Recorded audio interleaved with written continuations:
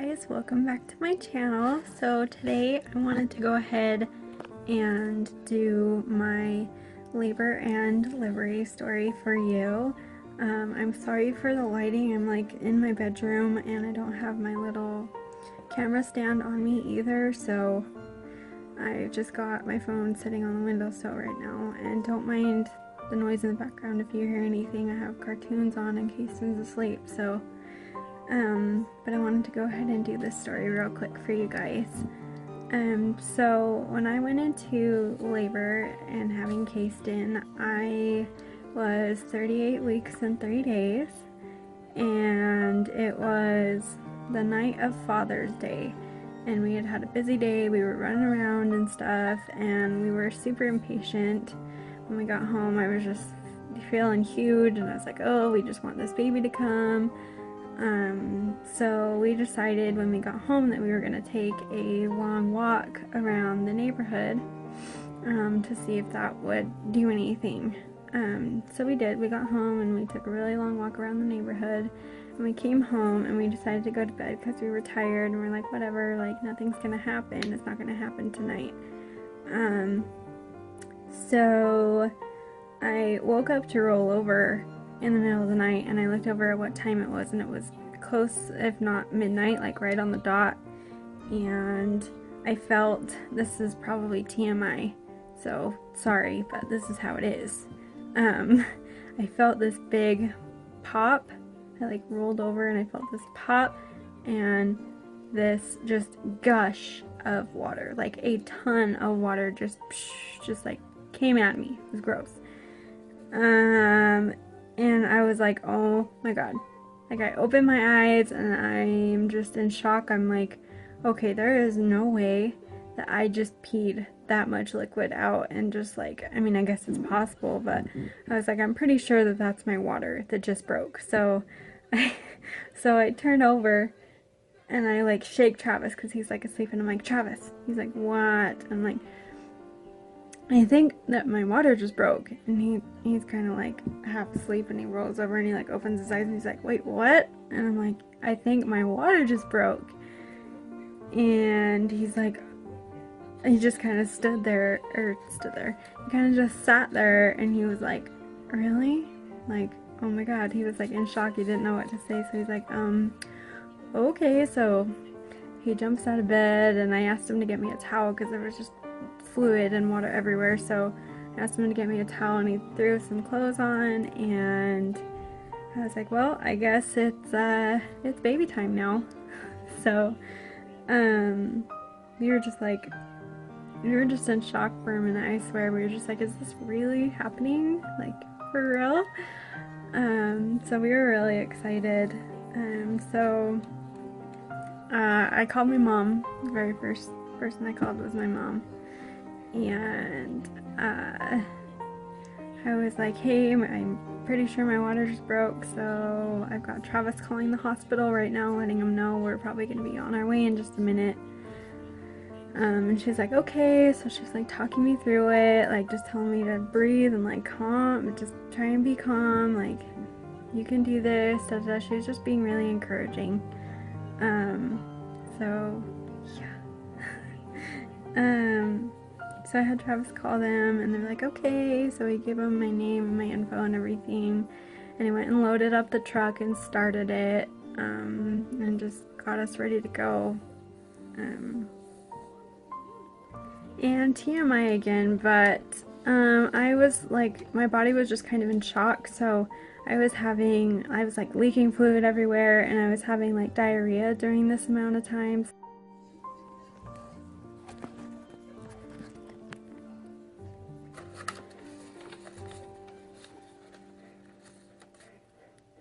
But besides that,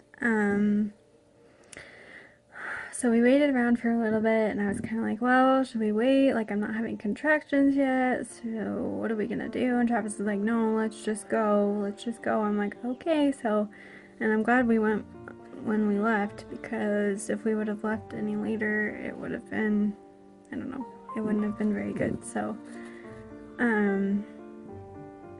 we left to go to the hospital, and I started having contractions on the way up to the hospital in the truck. So it was really painful. It just wasn't what I was expecting, I guess. I had Braxton Hicks from like 30 weeks, and it just felt like my whole stomach was tightening and then releasing, but that's not what my actual contractions felt like. Mine felt like somebody was just like stabbing me right underneath my stomach. Like it was so intense, and I knew it was going to be painful, but once you're actually in that moment and you're actually having those contractions and going through the labor process, it is just unreal. And if we have any more kids, I'm definitely going to try and prepare myself more for that, because it was hard. It was really hard. But anyways, I was having contractions probably minutes in between. Like when they'd stop, I'd have like another one like a minute or a few minutes after that one. So they were pretty constant. So we got to the hospital, and he parks up front in the emergency parking, and he grabs me in a wheelchair and he sticks me in the wheelchair, and he's like hauling butt down the hallway to the elevator, and I'm like screaming from these contractions. And we go up the elevator, and I'm sure they heard me once they opened the doors to the elevator.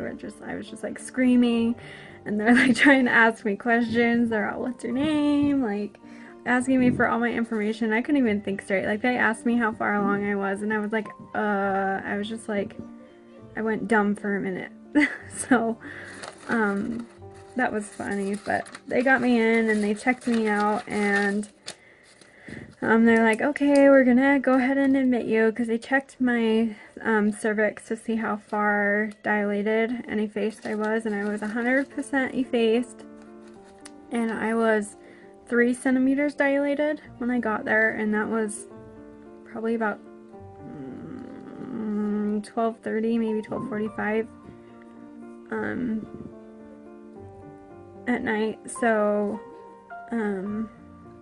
yeah, I think it had to have been 3 or 4 centimeters dilated, because there's a certain amount that you have to be for them to admit you. So thank goodness that I was enough, because we needed to be there. Let's see. After they checked me in, I just decided to see how long I could go without having to have any pain medication. So I ended up doing 3 hours of labor by myself, and honestly, at that time it did not feel like I had done 3 hours. It felt like it just flew by. But when they came to check me the second time, after that 3 hours that I had done, I was only at 6 centimeters dilated. So I was kind of like, oh my gosh, like this is gonna take forever. Like I'm not gonna have my son till probably late tomorrow. And so I was kind of bummed. But they asked me if I wanted to get an epidural, and I had just had enough. I could not relax. I couldn't, like, my body was just tense, and I was just screaming the whole time. So I was like, yeah, let's go ahead and do that. So I remember we went into another room, and they had me sit at the edge of the side of the bed, and they had me like lean over with my arms in front of me over this like table, and they had Travis like hold my arms so that I would hold still and not like jump while they were doing the epidural. And honestly, for me, it just felt like a really intense pressure going down my leg, or both my legs, and so it almost hurt. It was really intense pressure. And I was terrified of that needle. I was like, oh my god, am I really gonna do this? Like, this is terrifying. And but honestly, it was the needle going into my spine was nothing compared to the contractions that I was having at the time. So I was just like, go ahead and do it, like get it done. And so he just told me to like breathe and be calm and hold as still as possible. And it freaked me out because after he put it in and I could feel the pressure, my right leg like jumped like this, and I was like, oh my god, seriously? I'm like, I'm so sorry, I didn't mean to do that, I don't know what happened. I was just hysterical. I could not get a grip on anything, so that was terrifying. Let's see, I lost my place again. So that was terrifying, but it kicked in within like an hour-ish, and it numbed really good. It did numb me really good.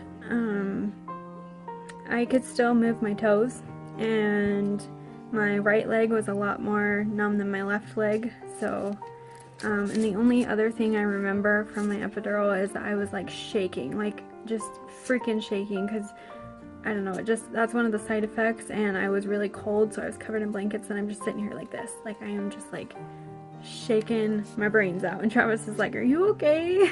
Like, you're gonna be okay. So, I tried to, oh, he's awake, just a minute.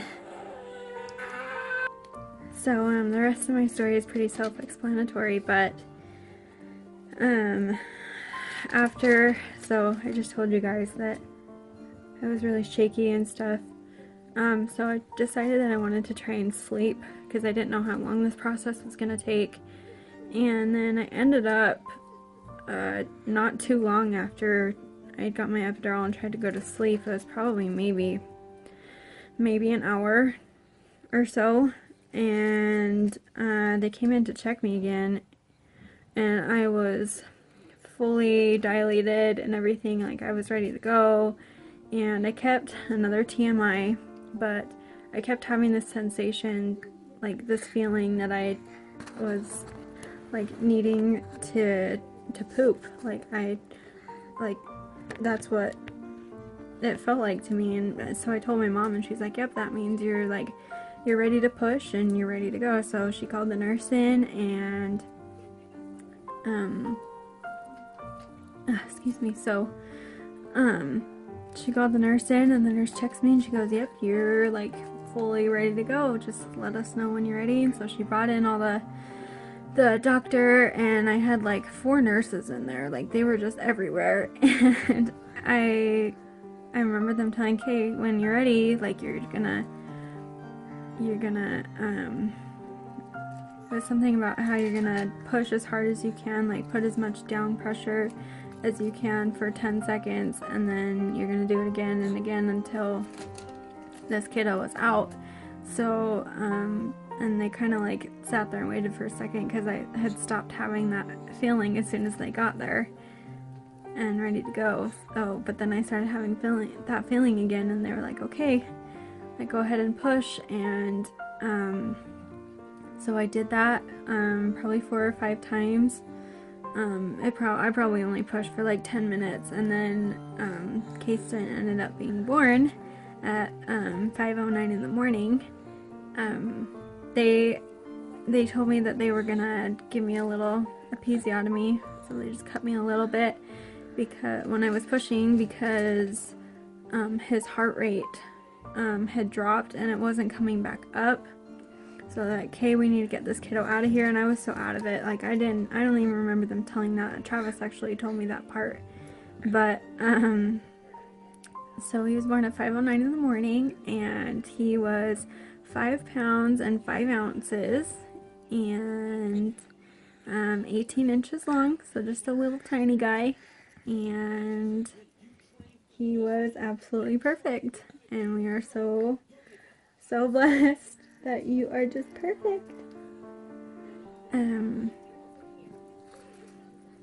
So then we stayed in the hospital for 2 or 3 days, and then we got to take him home, and I can see if I can upload some pictures to this video, because that would be cool. But I'm still working with my new app that I got for editing my videos, so I really apologize for my last one, because that one was like a mess, but I needed to get it up there, and I really need to do part 2 of that video, so that'll be up soon too, so just bear with me.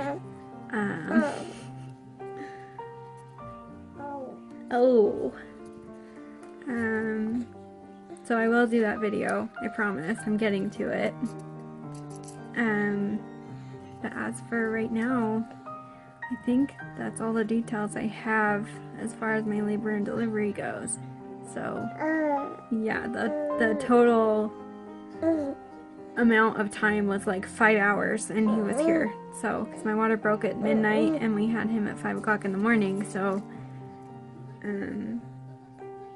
yeah, so it was pretty fast, and I'm really, really lucky, because I was terrified. I was told all these horror stories about how your labor is going to be so long, and it's going to be so hard, and it's going to, like, I was terrified of complications, and just all of this stuff that obviously a new mom is scared about. But I was really lucky, and we were really fortunate to have a healthy, lucky baby. He just took a nap, so he's trying to wake up, and he's in a really good mood. Like he has these little stray hairs. I don't know if you can see them on the camera, probably not, but he lost all of his hair, and then now it's starting to come back, and he's got like these really long stray hairs right here. Yeah. But anyways, I'm gonna stop rambling, because I don't want this video to be a million years long. So, that's my labor and delivery story, and I will talk to you guys soon. Thank you so much for watching, and remember to thumbs up and subscribe. And seriously, you guys, like, if you have any ideas or any suggestions for videos that I should do, just let me know, because that would be awesome, because trying to come up with them is hard. It's really hard.